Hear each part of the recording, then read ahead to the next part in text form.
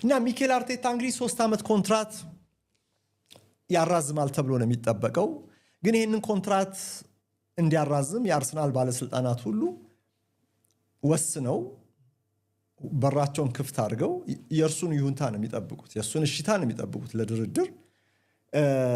ይሄ ድርድር በስኬት ይጠናቀቃል ተብሎ ነው የሚታሰበው። ውድ አድማጮች ግን መርሳት የሌለብን ነገር ይህን 3 ዓመት ኮንትራት ካራዘመ ሚኬል አርቴታ የበለጠ ባለስልጣን ሆኖ ነው የሚመጣው። ከሄድ ኮችነት ወደ ማናጀርነት ሲሸጋገር በማናጀርነት ጊዜም እነ ኤዱ የለቀቁበትን ምክንያት ምናምን እነዚህን ጉዳዮች ስንዘግብ ቆይተናል አይደለም። የበለጠ ለሚኬል አርቴታ የመወሰን ስልጣን ሴይ እየሰጡት እያደገ የመወሰንና የእሱ ድምፅ የበለጠ ተደማጭነት የሚሆንበት አስተዳደር እየተፈጠረ ስለሆነ ይሄም ታዲያ እነ ክሮኤንኬ ይሄን ሰጥተውት የሚፈልጉትን አግኝተዋል። ስለዚህ የበለጠ ነፃነት ቢሰጡት የበለጠ ሴይ ቢኖረው እንደሚባለው እንግዲህ ያንን ምንድነው ስርወ ቡድን ዳይናስቲ በአርሰናል መገንባት የሚችልበት ብቃት እንዳለው ያምኑበታል። ስለዚህ እነርሱም ቢሆኑ ፋስት ስማርት ቦልድ ሆነው ወደ ገበያ መውጣታቸው አይቀርም ባይ ነኝ።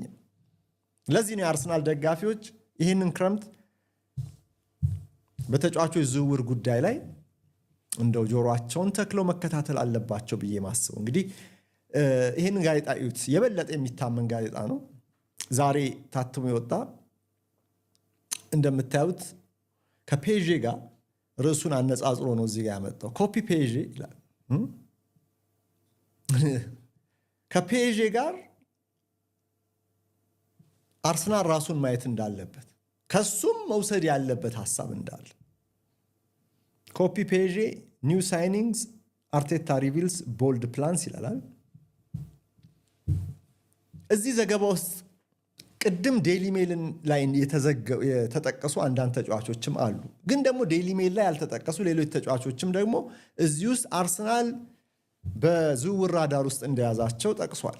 ማቲያስ ፈርናንዴዝ የ21 ዓመቱ የዌስትሃም አማካይ፣ ሳንድሮ ቶናሊ የ26 ዓመቱ የኒውካስሉ አማካይ እና አዩ ቡዋዲ ይሄ ፈረንሳይ ሀገር የሚጫወት የ18 ዓመት አማካይ ነው። ይሄ እንኳን የወደፊቱ ተጫዋች ሊሆን ይችላል እንጂ አሁን ለሚቀጥለው ሲዝን ለምናወራለት የመጀመሪያውን አሰላለፍ ወይም ሁለተኛውን አሰላለፍ ለማጠናከር ይሆናል ብዬ አላስብም። እነዚህ ተጫዋቾች ተጠቅሰዋል እዚህ ጋር በአማካይ ቦታ ማለት ነው። በፊት ቦታ ደግሞ ቪክቶር ጊዮኮሬሽ አስተማማኝነቱ ከጎል ረገድ አርሰናሎችን ስላላረካ 9 ቁጥር ተፎካካሪ እንደሚያስፈልገው መድፈኞቹ አምነዋል። ዘ ታይምስ እንደሚሉ ዩሊያን አልቫሬዝ እዚህ ዝርዝር ውስጥ አለ። ዛሬ አይደለም፣ በዚህ ሳምንት አይደለም የገባው፣ ከፔዤ ሽንፈት በኋላ አይደለም የገባው። ይሄንን ዲየጎ ሲሞኔ አርሰናል ከአትሌቲኮ ጋር ሲጫወቱ በይፋ ያመነው ጉዳይ ነው እና አልቫሬዝ ደግሞ ለፕሬሲንግ፣ ለጎል፣ ለአሲስት የሚሆን አይነት አጥቂ ነው። ፕሪሚየር ሊግንም በደንብ ያውቀዋል።